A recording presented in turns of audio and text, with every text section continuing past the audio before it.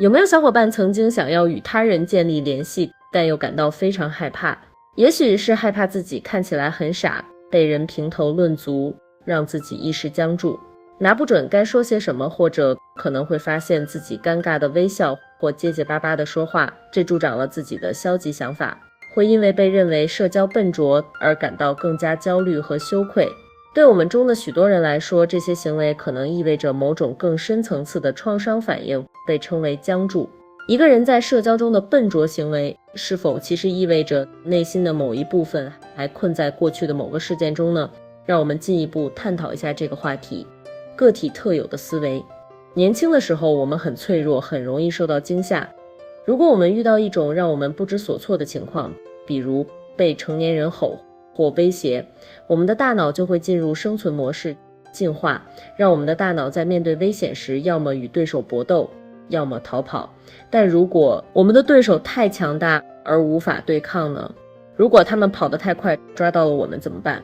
当我们被卡在这两个选择之间时，唯一的生存方式就是僵住不动。2017年的一项研究表明，这种反应可能是大脑在决定如何应对威胁的时间。那么，这在大家的日常生活中是如何体现的呢？这就引出了下一点：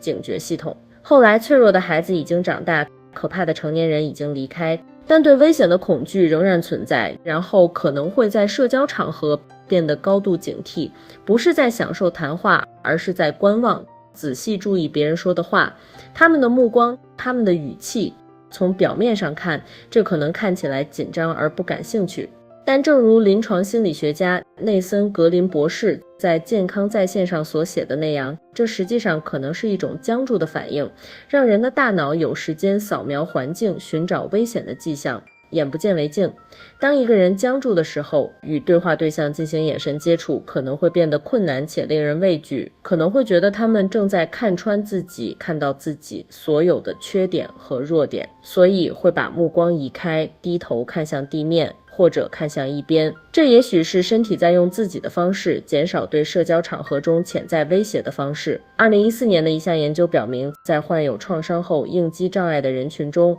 直视他人的目光会激活人类天生的警觉系统，因此通过避免目光接触，可能就会脱离社交场合，从而感到不那么脆弱，哑口无言。2004年的一项研究表明，口吃可能是一种僵住反应，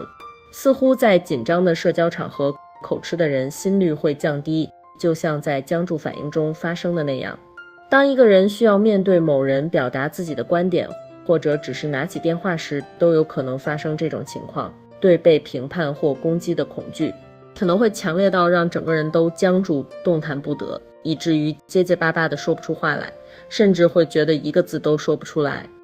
无视。最后一点，僵住也会让一个人在社交上退缩，别人可能会认为这是不感兴趣或过于害羞。但正如职业心理治疗师皮特沃克所写的那样，僵住反应往往会促使个体尽可能地隐藏、孤立和逃避与人的接触，正如他称为的撤退模式，可能会给人带来一些安慰，因为大家知道，如果不出去玩，没有人能以任何方式伤害到自己。